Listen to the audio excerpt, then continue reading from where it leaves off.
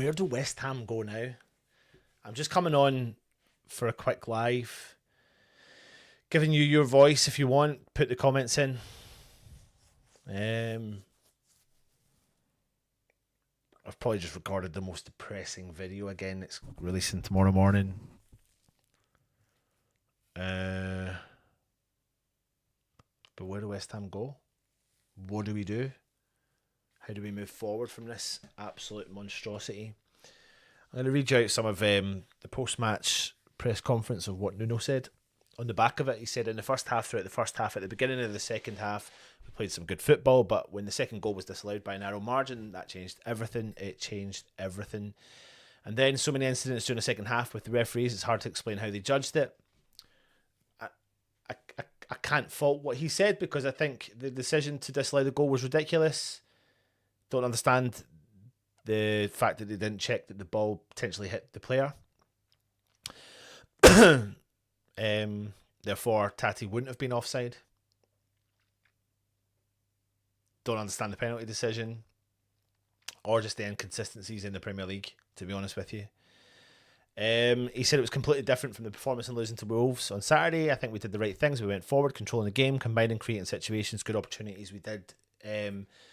Didn't give Forest too much in the second half as well. But then these incidents that happened when we have a foul in the corner of the box, which leads to a goal in our own half, that makes things more difficult. It's hard to explain. I think Alphonse couldn't stop his movement. Thomas takes the ball away. It's normal. It's contact. The incident will happen tomorrow and the day after, but he can't stop his momentum. How often do we see these kind of situations in the box, and the referees don't give it? It's hard to explain to the players because they worked very hard today and they played good football. I think we did enough to win this match. But that's fine saying that. But when luck is going against you, when everything is going against you, and everything that you could possibly imagine right now is going against West Ham, then the game is a bogey.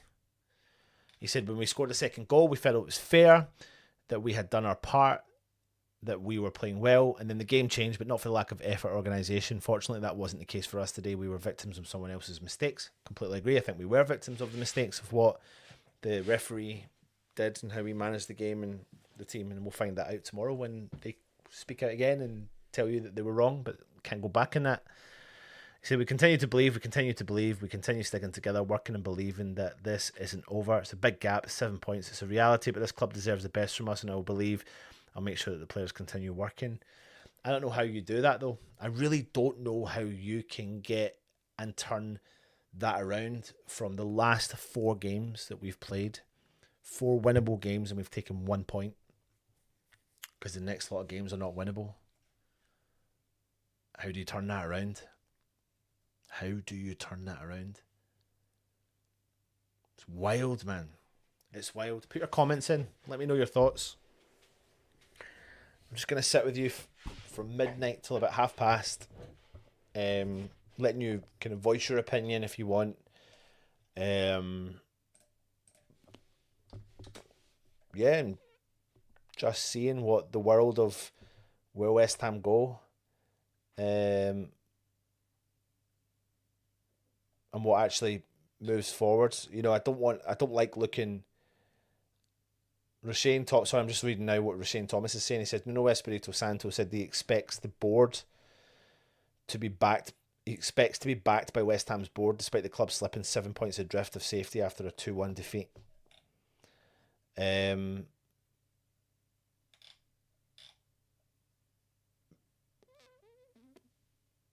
Yeah, I'm looking at this this decision to award Tati for offside when the player clearly plays the ball into the path of Tati. I've never seen anything so more blatant. Wild. Absolutely wild decision.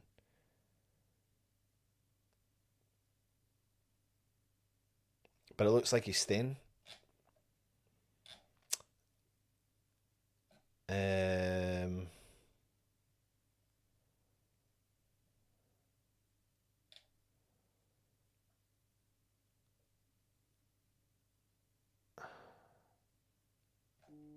Yeah, I don't know where to begin, to be honest.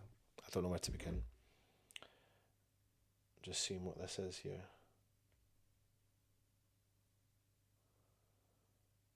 Yeah, they're going to town on the referee because that decision. You know, I know it's crap. But decisions like that, when they go against you, can heavily cost you your status. Nuno needs to go, but it's madness to let him spend 50 million on 2 players and let him ship others off only to move him on right away. Will the club never learn? They never learn, though. They never do, mate. Avid, they are. I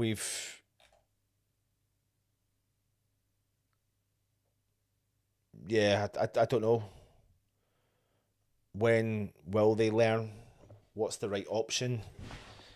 What's their vision? What's their plan? What is their vision? This is the interesting thing. There's just no dialogue at all, and nobody knows. Nobody knows, no matter who you are, no matter if you're an ITK, no matter if you're not, no matter if you're Jacob Steinberg or Shane Thomas or whatever. Nobody knows, because nobody knows what the board are thinking. Nobody has a single iota what their plan of action is, what their business plan, what their growth plan is.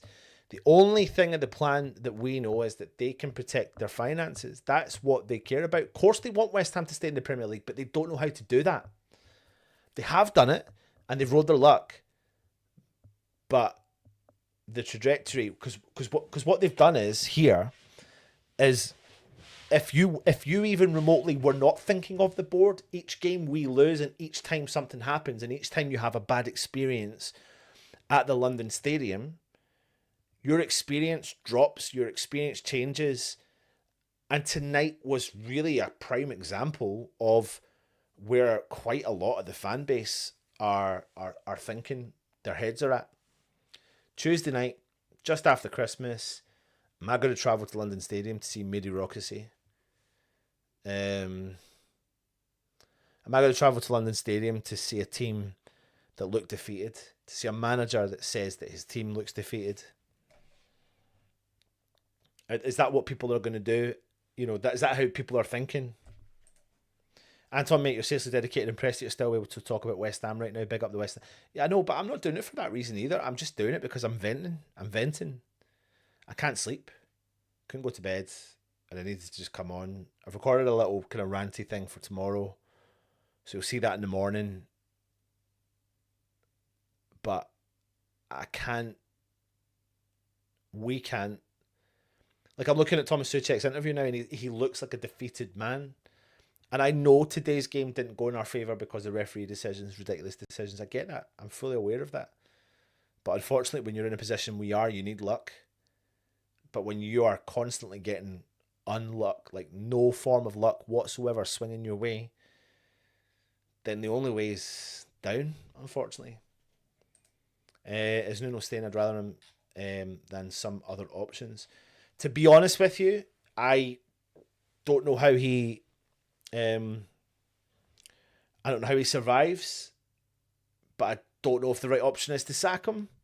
So it's a contradicting comment, but what is the right decision under our ownership? Because what's their vision? And their vision is they've just spent 50 million quid on 2 players that the manager wants. What's their plan? Where are they going with it? I was raging at the Tati decision in real time, saw it straight away, infuriating. The Forest players were devastated at that point. It was 100% 2-0. 100%, mate. I said it as well when I was doing the match day live. I was like, that ball looked like that. The way that the ball went in the opposite direction to the way that Kyle Walker-Peters went, it just didn't make sense to the way that the defender tackled. And it's perception, and it's what the people are showing, and it's honestly like I still can't. It must be sheer pressure.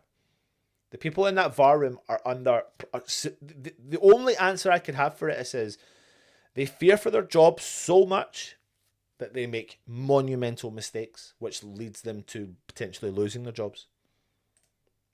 Also, winning is a habit, but so is losing. We don't remember how to win games, let alone consistently enough to pull us out of this mess. I mean, we scored 1 goal today, and that was an own goal, or yesterday, or whenever it was.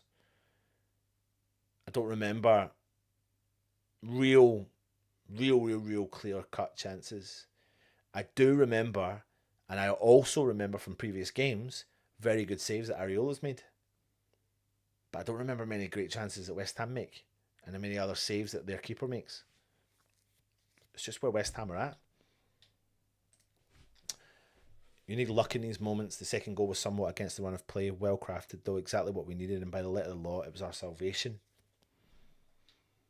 Fortunately, it didn't stand, though, didn't it? Anton, we also won't learn when it comes to some players either. We bought a striker that, by all accounts, can only play in a pair, and we stuck him up top on his own. It's Danny Ings all over again. And the problem we've got here is we bought a striker. We played him in midfield, in Pablo. Yeah, I can't fathom. Yeah.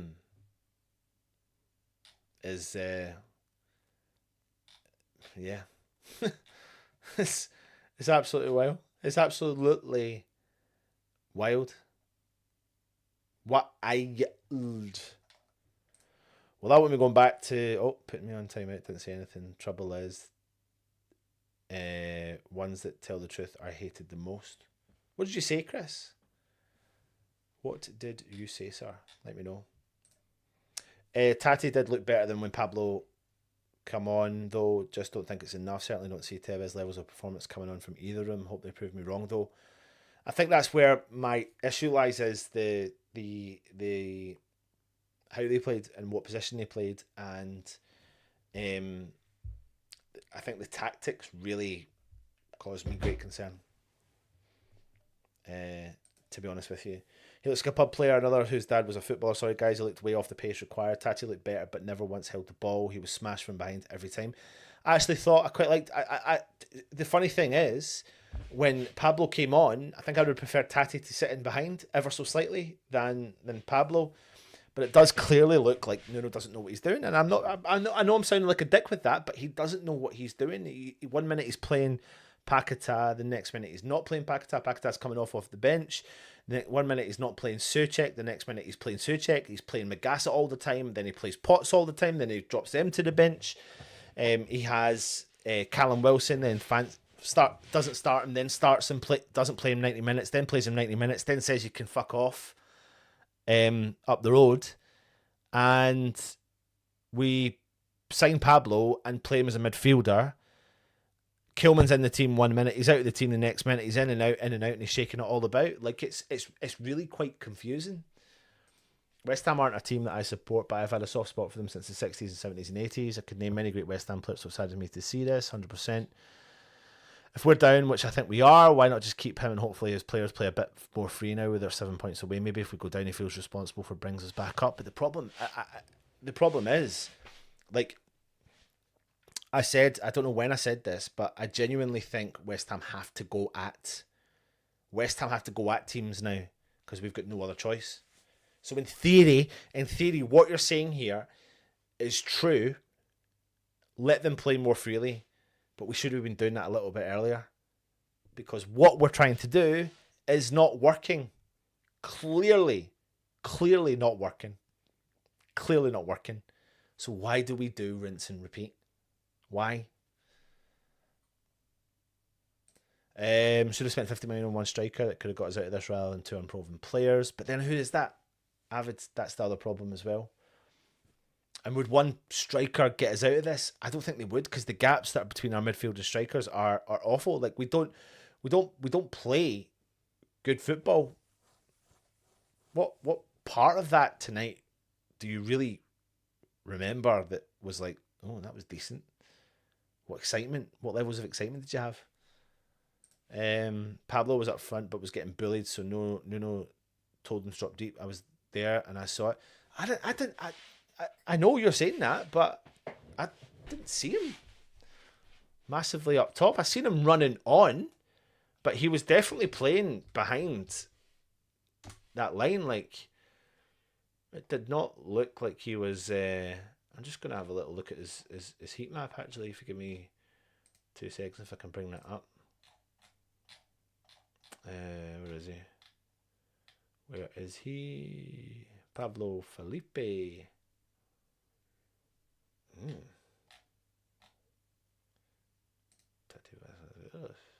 Yeah, I mean, even his heat map doesn't look like he plays up top in comparison to Tati. Let me just see if I can get that for you now. So this one that I'm about to bring up, let me put this in here, just save it, Tati, and then I'll do this one, Pablo.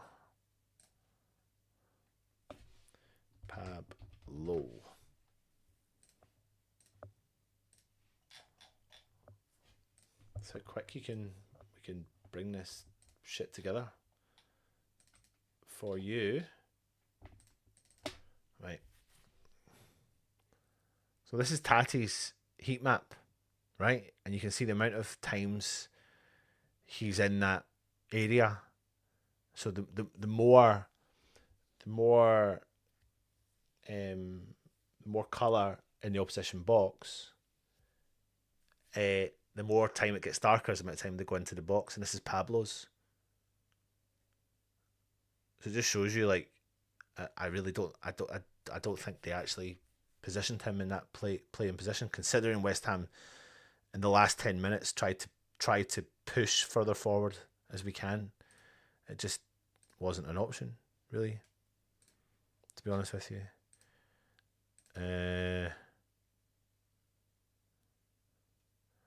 As a Forest fan, I feel for you guys. We're as bad as you two. I miss Upton Park. This new stadium yours has no soul. You can say that again. Do the board keep spending now? Apparently Nuno wants a keeper and a defender. At least still, they might give us a chance. But then again, will Nuno get long enough to use his players? A keeper and a defender doesn't save West Ham. I don't think it does. Completely right. This is a really negative brand of football, and we're seeing week in and week out something has to give. Game changed when he took off Paquetá and put Pablo in the midfield. Yeah, I agree. It looks like West Ham are going to be in the Championship next season. There's no guarantee they'll be promoted. Look at Leicester and Southampton, 100%. That's the fear. We're doomed. Magassa should have come on for 𝗪𝗧. You're right, he seems to be playing players in odd ways. I know I'm an FM merchant, but this is 4-4-2 dead, or can it work? I think Bo needs a rest. Maybe a win at QPR and a big Spurs will work. To be honest with you, that's a good point. To be honest with you, I think looking at West Ham, right? Okay, major open heart surgery needs done. So Paquetá's not working. Bowen has single-handedly carried us for years and still can, and still is a threat. And tonight, genuinely, actually sometimes looked like the only threat, apart from he didn't have his finishing boots on. Somerville doesn't distribute the ball as quickly as he should, therefore he gets caught out on many occasions. So for me, the overhaul starts where the Paquetá and Somerville positions are. And I'm not saying we've got anyone on the bench, but that's where it starts. We need to do something with Fernandes because he is quality and I really rate him. And then the 𝗪𝗧 position. So we haven't seen enough from Tati and Pablo to judge. So if we take away the striker situation right now, and we know the defender issue needs to be addressed, I don't think we're okay in the midfield. I think Paquetá, Somerville and 𝗪𝗧's position tonight, all three of those positions should be up for grabs because that's where the overhaul is needed. So Jared Bowen starts no matter what. Fernandes starts no matter what. And because the strikers are unproven, one at least of them starts guaranteed. And apart from the defence, that leaves three positions in our midfield and attacking area up for grabs, which is where the overhaul needs to go. So I don't know. Darren says, I heard that the West Ham board are going to be signing the Chuckle Brothers, the leaky defence. Laugh out loud. You can say that again because it really is laugh out loud, man. It really, really is laugh out loud. Let me just see.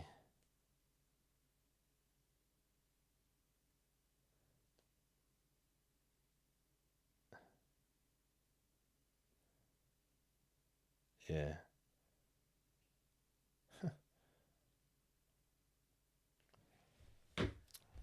Shows you, doesn't it? Bo needs to go up top. He's the only one that can get a shot away. I can't see Tati or Pablo having enough individual quality or bad goals. Agree, Fernandez is great. I just don't think Bowen up top's the answer. I really don't. I really don't. Mate, you having a laugh? Of course we do, but it would never happen. We fucked it, mate. We fucked it.